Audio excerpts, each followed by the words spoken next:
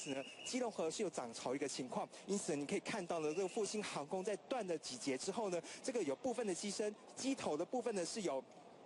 机头的部分呢是有埋在水里的状况，而且呢，现在水位呢似乎呢是有越来越高的一个情况，因此呢，消防队员是赶紧的来启动这个破坏锏，要来破坏这个窗户。您可以看到现场这个我们远调的这个画面里面可以。Trans-Asia Airways flight ATR 72-600 that had to ditch into the Keelung River with 58 people on board. Look at this.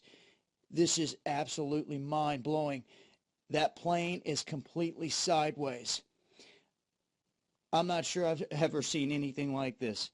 And you can see right here in this final clip.